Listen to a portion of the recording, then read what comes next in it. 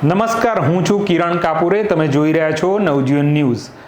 Anti corruption બ્યુરોએ વર્ગ 1ના અધિકારીની ધરપકડ કરી છે. સામાન્ય રીતે એન્ટી કરપ્શન બ્યુરો વર્ગ 3ના અધિકારી કાં તો નીચલા સ્તર પર જે કામ કરતા હોય એ કર્મચારીઓની ધરપકડ કરે છે, પરંતુ આ વખતે તેમના હાથમાં મોટી માછલી આવી છે. આ પૂરા વિષય અંગે આ ઘટના શું હતી અને તેમાં શું કાર્યવાહી થશે તે વિશે આપણે વરિષ્ઠ પત્રકાર પ્રશાંત દયાળ સાથે પૂરો મુદ્દો સમજીશું. વૈષ્ણવજન તો તેને કહીએ જે પીડ પરાઈ જાનાને રે. પ્રશાંતભાઈ, સૌથી પહેલાં તો એ પૂછું કે એસીબીએ વર્ગ 1ના અધિકારીને પકડ્યા છે. આ કેસ થોડો કોમ્પ્લિકેટેડ લાગ્યો મેં જોયો તો સૌથી પહેલાં તો આ કેસ સમજવું છે કે કેસ શું છે. તમે સ્ટોરીમાં વાત કરી છે વિગતે, પણ તેમ છતાં ફરી. એટલે જ્યારે એન્ટી કરપ્શન બ્યુરોના અધિકારીઓની પ્રેસ કોન્ફરન્સ પૂરી થઈ પછી ત્યાં હાજર બધા જ પત્રકારો પણ કન્ફ્યુઝ હતા, કારણ કે આખી વાત સમજાઈ નહોતી. અને એનું બીજું કારણ એવું છે કે એસીબી જે વાત સમજાવે છે એ સરકારી ભાષામાં સમજાવે છે. તો આખો કેસ પહેલાં આપણે સમજી લઈએ કે જેથી લોકોને ફરી વખતે ક્લેરિટી આવે. ઘટના એવી છે કે ભાવનગરની અંદર બે હેલ્થ વિભાગના બે ડેપ્યુટી ડાયરેક્ટર ફરજ બજાવતા હતા. આ બંને ડેપ્યુટી ડાયરેક્ટર છે એ બેઝિકલી મેડિકલ ડૉક્ટર છે. ઓકે. પણ એમનું જે ડેઝિગ્નેશન છે એ ડેપ્યુટી ડાયરેક્ટર હેલ્થ છે. એમનું કામ ભાવનગર જિલ્લામાં જે હેલ્થ વર્કરો કામ કરે છે એ સરકારની આરોગ્યની સેવાઓ કેવી રીતના લોકો સુધી ગામડે ગામડે પહોંચાડે છે એની ઉપર નજર રાખવાનું એમનું કામ હતું. આ દરમિયાન આ જે ડેપ્યુટી ડાયરેક્ટર ડૉક્ટર્સ છે એમના ધ્યાનમાં એવું આવ્યું કે કેટલાક હેલ્થ વર્કરો છે એણે પોતાની છાપ લોકોની વચ્ચે ડૉક્ટર તરીકેની ઊભી કરી છે. અચ્છા. હેલ્થ વર્કર તો બહુ નાનો માણસ છે, આરોગ્ય સેવક છે, એટલે આ ગ્રામીણ વિસ્તારની અંદર તો ડૉક્ટર તરીકેની છાપ ઊભી કરી છે ને એ લોકો એને હવે દવાઓ પણ આપતા થયા છે. અચ્છા. એમનું કામ દવા આપવાનું નથી, કારણ કે મેડિકલી પ્રેક્ટિશનર ડૉક્ટર્સ નથી, ડૉક્ટર જ નથી એ લોકો. એટલે આવા જે આરોગ્ય વર્કરો હતા એની સામે એમણે કાર્યવાહી કરવાની શરૂઆત કરી.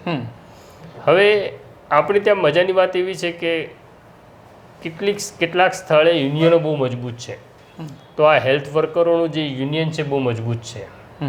એટલે હેલ્થ વર્કરો સામે પગલાં લેવાના હતા. એની જગ્યાએ એવું થયું, હેલ્થ વર્કરોએ આરોગ્ય વિભાગમાં એક અરજી કરી દીધી. અચ્છા. આ ડૉક્ટરો વિરુદ્ધમાં જે ડેપ્યુટી ડાયરેક્ટર છે કે આ બંને જે ડેપ્યુટી ડાયરેક્ટર છે એ અમારી પાસે ખંડણી માગે છે અને ખંડણી ન આપીએ તો પછી અમારી સામે કેસ કરવાની ધમકી આપે છે. એટલે આરોગ્ય વિભાગે અરજીના આધારે આ બંને ડૉક્ટરો જે ડેપ્યુટી ડાયરેક્ટર છે એમને સસ્પેન્ડ કરી નાખ્યા. આ અરજી ગાંધીનગર ગઈ હશે. ભાવનગરથી હેલ્થ વર્કરોએ અરજી ગાંધીનગર કરી અને આ બંને ડેપ્યુટી ડાયરેક્ટરો સસ્પેન્ડ થાય છે. એટલે એમના તપાસ થઈ હશે પછી સસ્પેન્ડ થયા હશે? નહીં, એ જ અગત્યનું એ છે. અચ્છા. કે પ્રાથમિક રીતે એસ્ટાબ્લિશ થવું જોઈએ કોઈને પણ સસ્પેન્ડ કરતા પહેલા. ખાલી આરોપથી સસ્પેન્ડ ન કરી શકે પણ આ કેસમાં થયું. અચ્છા. બરાબર છે. અને પછી તપાસ અપાઈ. એટલે મને તો વિચાર એવો આવ્યો કે ખંડણી શબ્દ આવ્યો ત્યારે જ મને કે ડોક્ટરોએ કેવી રીતે ખંડણી એટલે તમે આ કરો ને તો અમે તમારી સામે આવું કરીશું એ પ્રકારની ધમકી સાથે આવું હેલ્થ વર્કરોનું કેવું છે. સામાન્ય રીતે એવું થાય છે કે આવી અરજીઓ જ્યારે આવે ત્યારે સરકારી વિભાગમાં પહેલાં તપાસ થાય અને પછી સસ્પેન્શન આવે. આમાં પહેલાં સસ્પેન્શન આવી ગયું. અચ્છા. અને પછી તપાસ શરૂ થઈ. હવે તપાસ કોણે કરવાની હોય તો આમાં અગત્યનું અને બહુ રસપ્રદ બાબત એવી છે કે સરકારી અમલદાર જ તપાસ કરે એ વિભાગનો હોય. પણ અહીંયા જે તપાસ સોંપવામાં આવી એ ખાનગી વ્યક્તિને સોંપવામાં આવી. અચ્છા. આવું કોઈ કેમ થયું એની સ્પષ્ટતા છે? હા, હું એ જ કહું છું. એક ડેપ્યુટી ડાયરેક્ટર તરીકે એક અધિકારી રિટાયર થયા, એને કોન્ટ્રાક્ટ પર લેવામાં આવ્યા પાછા, અને કોન્ટ્રાક્ટ પર લીધા પછી એમને ઇન્કવાયરીનું કામ સોંપવામાં આવ્યું. આ બહુ જ શંકાસ્પદ આખી વાત છે કે ખાનગી માણસને તમે ફરી કોન્ટ્રાક્ટ પર લો અને એને તમે ઇન્કવાયરી સોંપો, તો આવા લોકોને મેનેજ કરવા તો બહુ સહેલાઈથી શક્ય બને. એટલે એ ઇન્કવાયરી એક ડેપ્યુટી ડાયરેક્ટર ડેપ્યુટી સેક્રેટરી કક્ષાના અધિકારીની ઇન્કવાયરી કરે છે આ બંને ડૉક્ટરો વિરુદ્ધ, અને પોતાનો અહેવાલ જે કંઈ હતો એ એમણે એડિશનલ સેક્રેટરી છે દિનેશ પરમાર ઓકે. જે હેલ્થ વિભાગમાં છે, અને એમનું કામ છે જેટલી આરોગ્ય વિભાગની ફરિયાદ આવે એની તપાસ કરવાનું. એટલે એમનો હોદ્દો એવો છે કે એડિશનલ સેક્રેટરી ઇન્ક્વાયરી. અચ્છા. એટલે ઇન્ક્વાયરીનું જ કામ એમનું છે. એટલે આ રિપોર્ટ એમની પાસે પહોંચી જાય છે.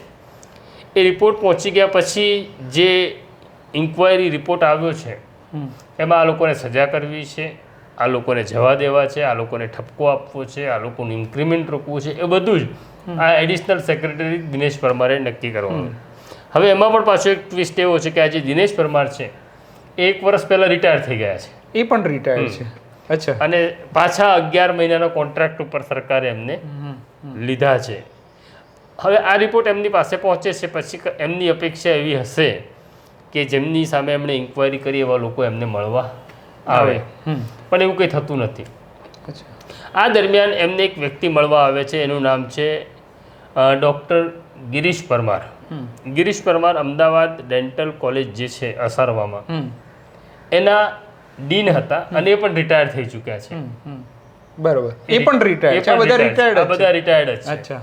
એ ગિરીશ પરમાર જે રિટાયર્ડ છે એ આ બંને ડૉક્ટરોને એપ્રોચ કરે છે, ભાવનગરના છે, અને એવું કહે છે કે તમારી ફાઇલ અત્યારે દિનેશ પરમાર સાહેબ પાસે પહોંચી છે, તમે કહો તો આપણે કંઈક સેટ કરી શકીએ. એટલે ગિરીશ પરમાર એપ્રોચ સીધો કરે છે, સીધો ડૉક્ટરોનો કરે છે.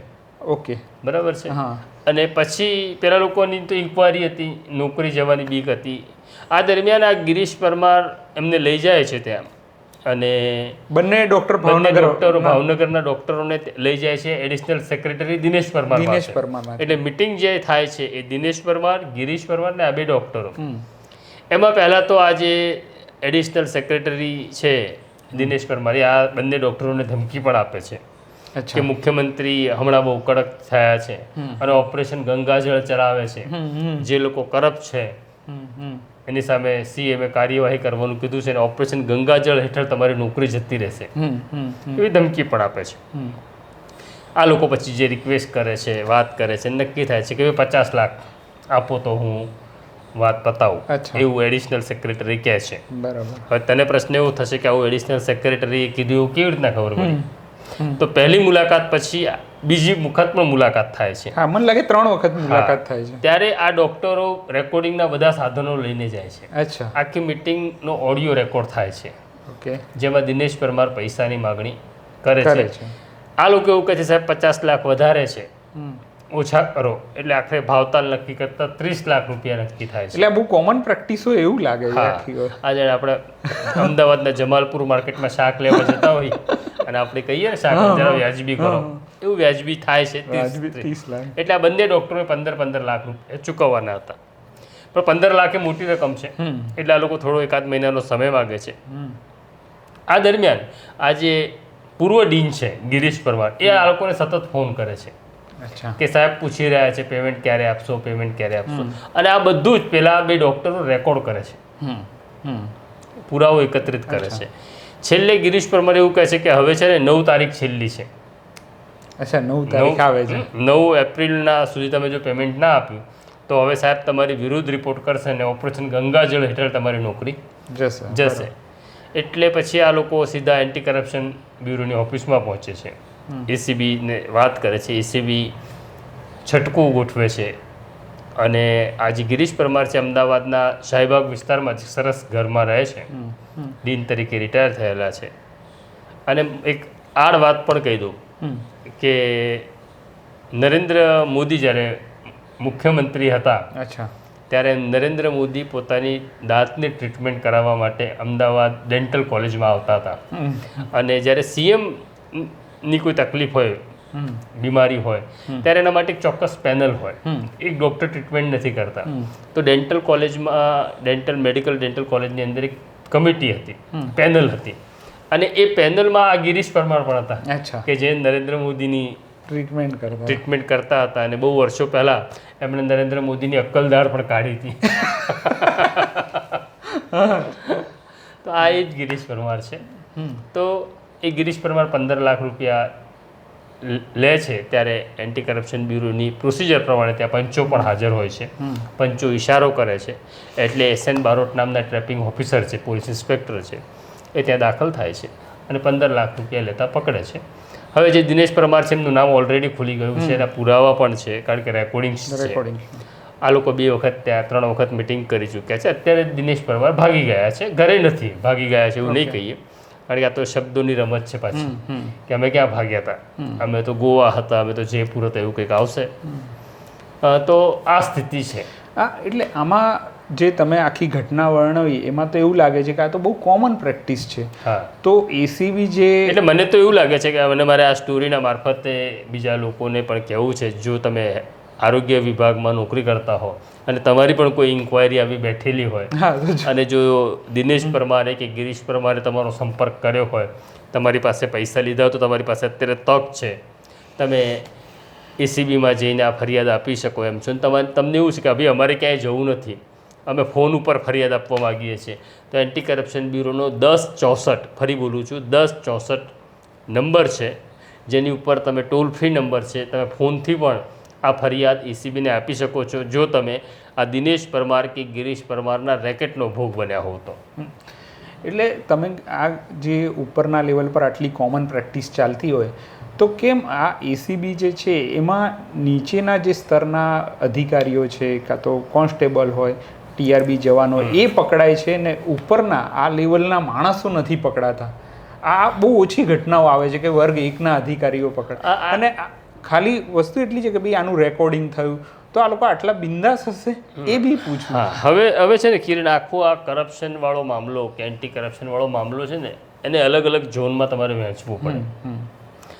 ખાલી દોષ સરકારમાં જે લોકો નોકરી કરે છે એનો છે, એ લોકો કરપ્ટ છે એવું પણ નથી, અને બધા જ કરપ્ટ છે એવું પણ નથી. પહેલાં તો એવું છે કે જે લોકોને સરકારી અધિકારીઓ સાથે પનારો પડે છે એવું માનીને ચાલે છે કે પૈસા વગર કામ થતું નથી, એટલે પેલો સામેવાળો માણસ 1-2 ક્વેરી કાઢે એટલે આપણે એવું માની લઈએ છીએ કે ભાઈ એને પૈસા જોઈએ છે. એટલે જે નાગરિક છે ને સામેથી એવું કહે છે કે ચલો ને સાહેબ, તમારી સેવા શું છે, તમે કહેશો એમ થશે.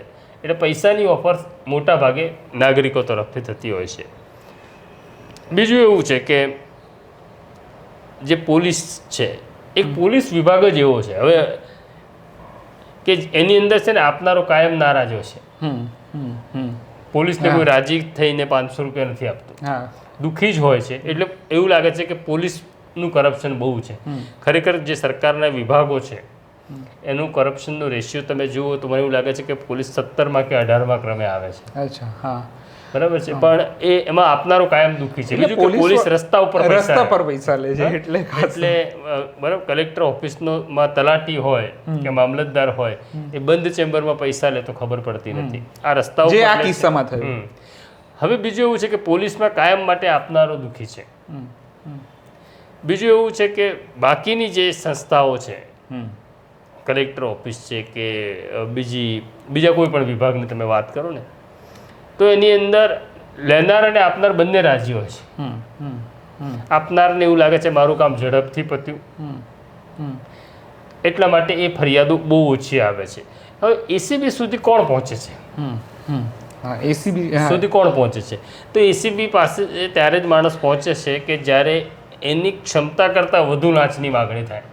અચ્છા, લાંચ સામે કોઈને વાંધો નથી, પૈસા આપવા સામે, ભ્રષ્ટાચાર સામે કોઈને સૂગ નથી. ક્ષમતા કરતાં વધુ લાંચ માગો. ઉદાહરણ રૂપે કહું કે આજ 2 ડૉક્ટરોને એવું કહેવામાં આવ્યું કે ભાઈ 2 લાખ રૂપિયા આપી દો તો તમારી ફેવરમાં રિપોર્ટ થશે, તો હું નથી માનતો આ 2 ડૉક્ટરો એસીબી સુધી ગયા હોત. આ એમાઉન્ટ મોટી હતી.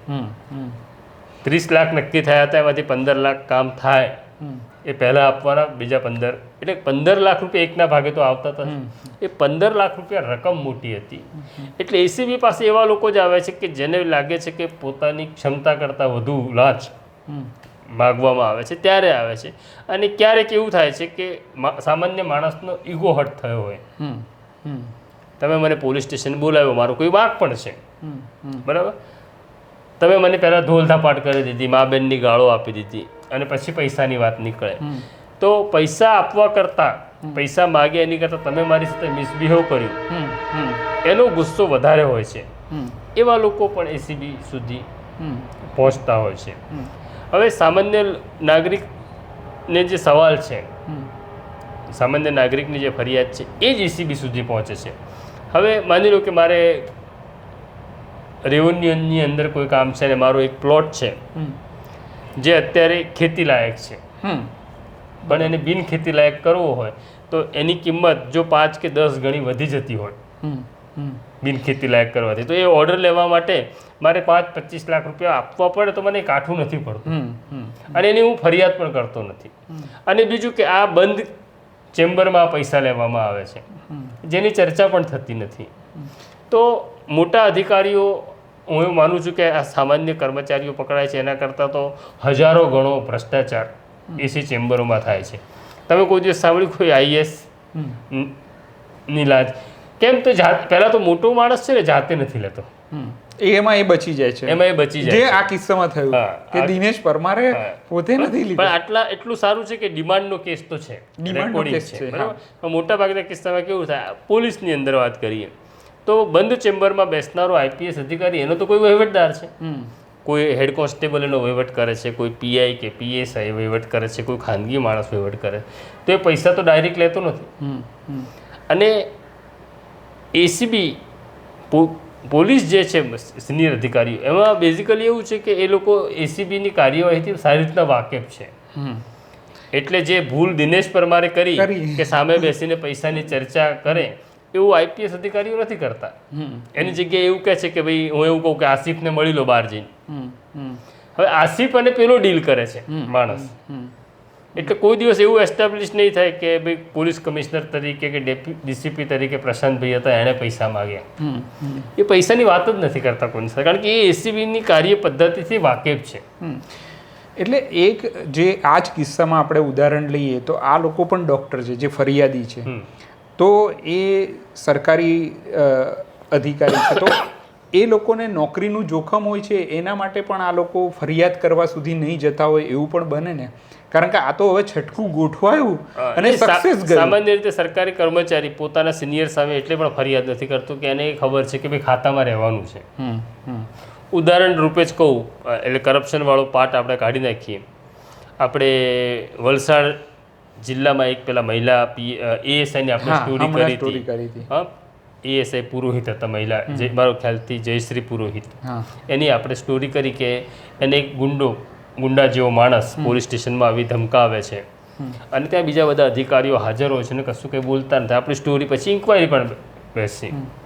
પણ સવાલ એવો છે કે એ જ એએસઆઈ જયશ્રી પુરોહિતને ઓછામાં ઓછા 50 લોકો ખાતાને એવું કહેવા આવ્યા કે ખાતાની સામે ન લડાય, આ સિનિયર અધિકારીઓ છે, આપણે આ જ ખાતામાં રહેવાનું છે, આપણે હેરાન થઈ જઈશું, ટ્રાન્સફર થઈ જશે. એટલે સરકારી ખાતામાં જે નોકરી કરે છે સામાન્ય રીતે ટાળે છે, પણ એને ગળા સુધી આવી જાય. હું તો એવું કહું છું કે એસીબી પાસે પણ એ લોકો જ એસીબી પાસે પણ જ્યારે લોકો જાય છે ત્યારે એવા લોકો જ જાય છે કે જે ગળા સુધી આવી જાય. બાકી સામાન્ય રીતે તો જે કંઈ જો ખર્ચ આપીને કે વ્યવહાર પતાવીને કામ પૂરું થતું હોય તો લોકો એસીબી પાસે જવાનું ટાળે છે. હવે આ જે છટકું ગોઠવાયું એમાં ખાલી પ્રક્રિયા સમજવી એ છે કે કેવી રીતે ગોઠવાયું હશે, આ 15 લાખ આપ્યા હશે ને કેવી રીતે પકડ્યા હશે, એ થોડું વિગત તમે જો કહી શકતા હો. હા, અમે એવું છે કે એસીબીની જે કાર્ય પદ્ધતિ છે 2 પ્રકારની છે. પહેલાં તો એસીબીની ટ્રેપની અંદર જ્યારે કોઈ માણસ આવીને એસીબી અધિકારીને એવું કહે કે ભાઈ મારી પાસે પૈસાની માગણી થાય છે, તો એસીબી પહેલાં એ ચકાસે છે કે જે માણસ ફરિયાદ આપવા આવ્યો છે એની ફરિયાદમાં કેટલું તથ્ય છે. એની પાસે એવા ફોનથી વાત કરાવડાવે છે કે જેનું રેકોર્ડિંગ થાય. નહીં તો હું કાલે જઈને એવું કહું એસીબીને કે મારી પાસે નરેન્દ્ર મોદી પૈસા માગે તો કે ટ્રેપ ન થઈ જાય. એ એસ્ટાબ્લિશ કરવું પડે પહેલા ટેકનિકલી કે ભાઈ ફરિયાદ કરવા જે માણસ આવ્યો છે એની ફરિયાદમાં કેટલું તથ્ય છે, ખરેખર એની પાસે સામેવાળી વ્યક્તિ પૈસા માગે છે કે કોઈ વચેટીઓ છે એ આખી વાત કરે છે. તો એ એસ્ટાબ્લિશ કરવું, એ એસ્ટાબ્લિશ થાય પછી નક્કી થાય છે. હવે બીજો સવાલ એવો થાય છે કે ટ્રેપ કરવાનું નક્કી કર્યું એટલે 2 પંચ જોઈએ. એ કોણ હોય પંચ? એ અલગ અલગ સરકારી વિભાગના અધિકારીઓ હોય. અચ્છા.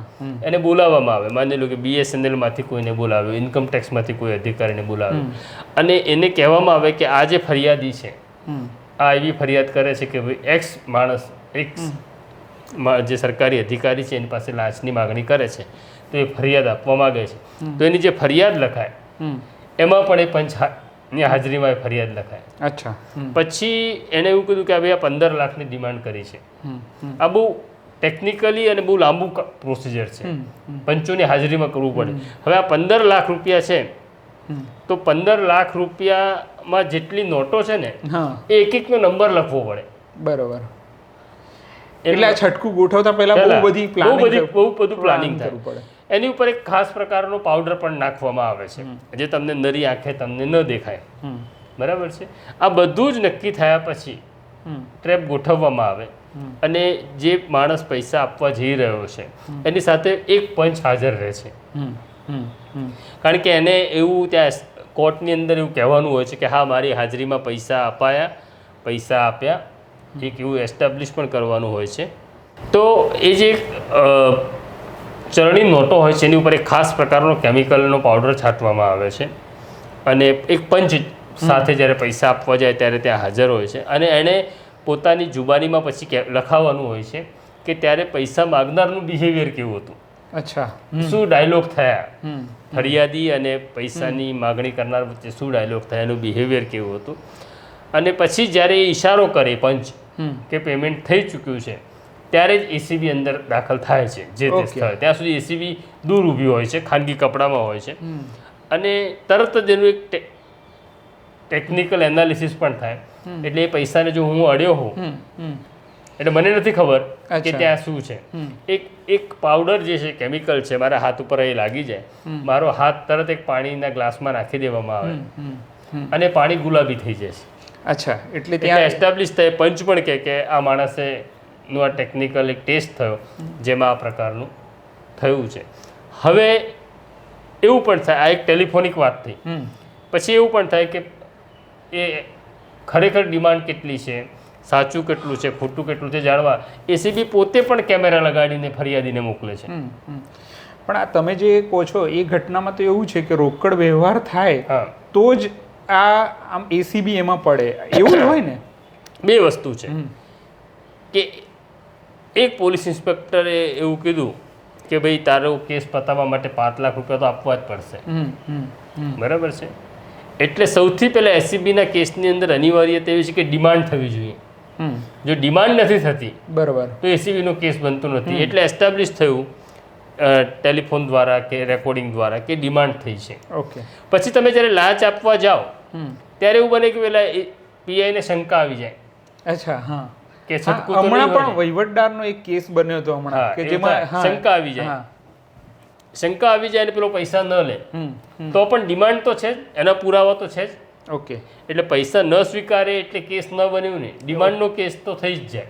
ઓકે. માગણી કરવી, લાંચની માગણી કરવી એ પણ ગુનો છે. તો એ કેસ પણ થાય. હવે સવાલ એવો છે કે ખાલી પૈસા તો ના, એવું પણ નથી. હા.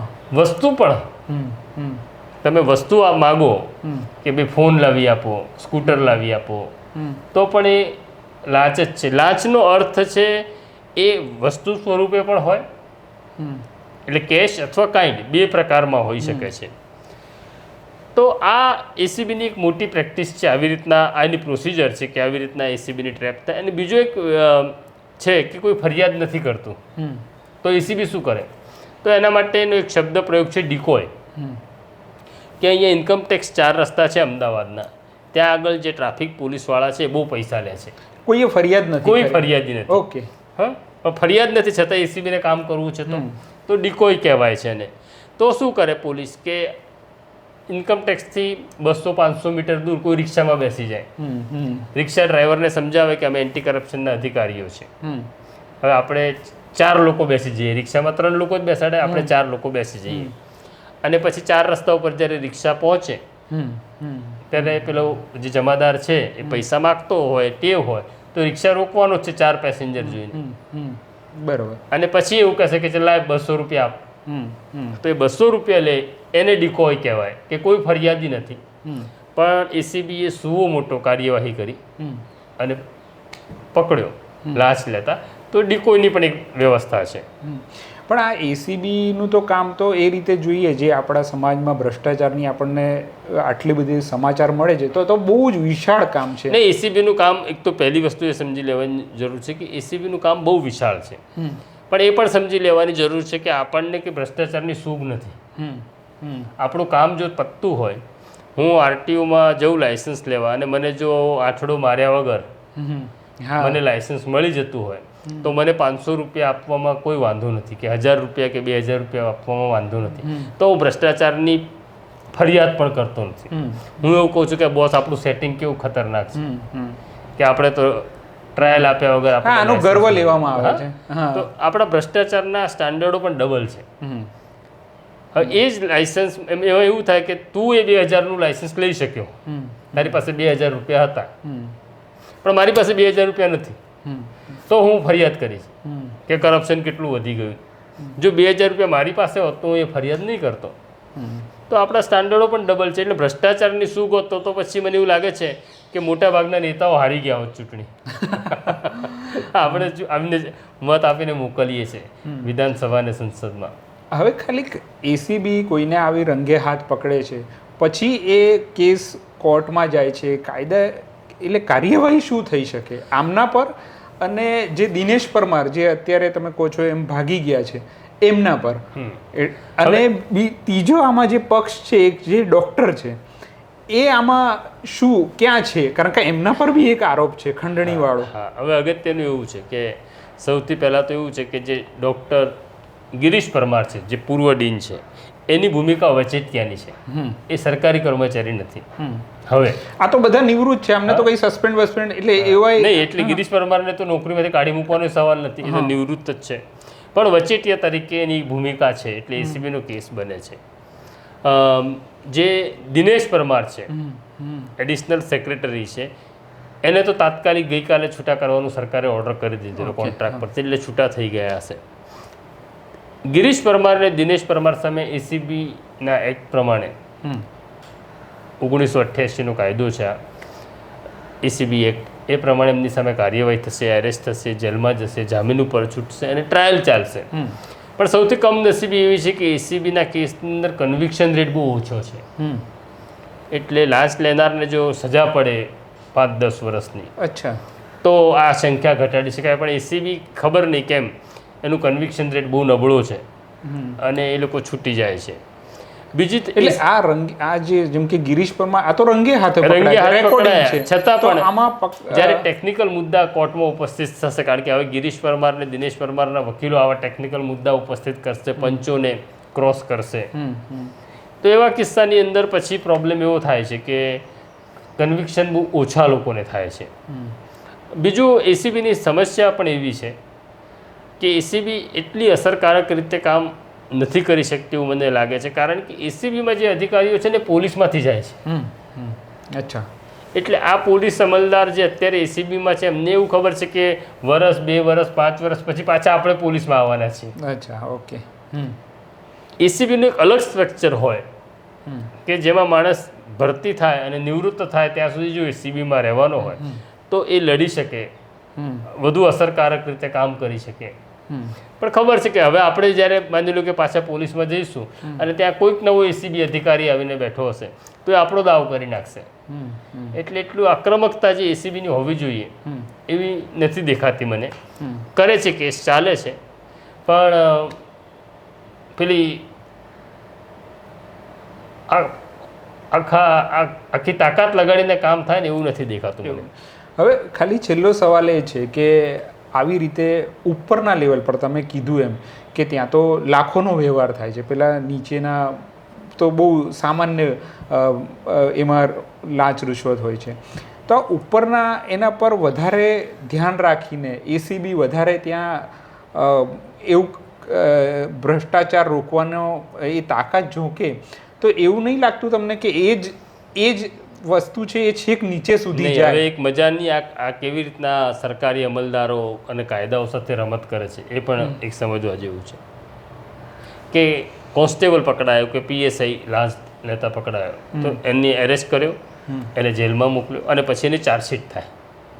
બરાબર બરાબર છે. હવે આ જ કેસની અંદર દિનેશ પરમારના કેસની અંદર એક ટેકનિકલ મુદ્દો આવશે. જો લાંચ લેનારો માણસ વર્ગ 1નો અધિકારી છે, અચ્છા, તો એસીબીએ જે તે વિભાગની મંજૂરી લેવાની ચાર્જશીટ કરતા પહેલાં. અચ્છા, બરાબર છે. હા. એટલે દિનેશ પરમાર સામે જ્યારે ચાર્જશીટ કરવાની આવશે ત્યારે એસીબી આરોગ્ય ખાતાને લખશે કે અમારે દિનેશ પરમાર સામે ચાર્જશીટ કરવી છે, તો અમને મંજૂરી આપો.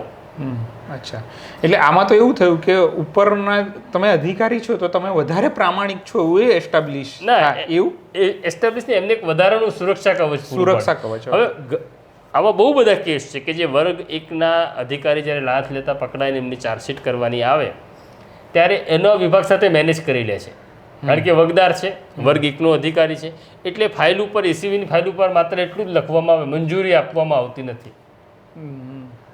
અચ્છા, હવે જો મંજૂરી ન આવે તો ચાર્જશીટ ન થાય.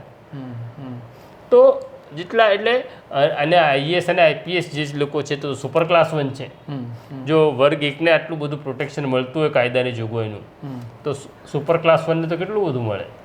એટલે હમણાં જે હાઈકોર્ટના જજ વાળો કિસ્સો આવ્યો હતો દિલ્હીનો, એની બદલી થાય, એની બદલી થાય એમનામાં એમને જો તમારે ફરજ મોકૂફ કરવા હોય તો છેક સંસદ સુધી વાત લઈ જવી પડે. એટલે એમને મોટા લોકો છે ને કાયદાનું પ્રોટેક્શન બહુ છે. એટલે આ કાયદાની નબળાઈ છે આમ તો, કે નાના માણસને તમે વધેરી નાખો અને મોટાને કઈ રીતના બચાવવું એની વ્યવસ્થા તમે ઊભી કરો.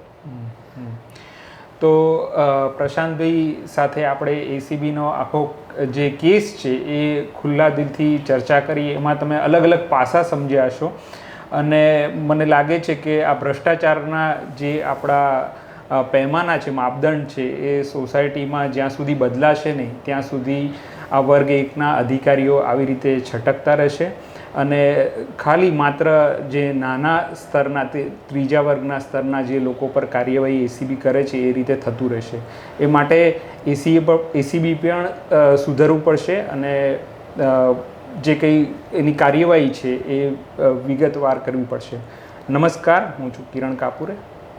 છતાં તમારી પાસે કોઈ લાંચ માગે તો તમે 1064 આ ટોલ ફ્રી નંબર છે એસીબીનો, જેની પર ફોન કરી શકો છો.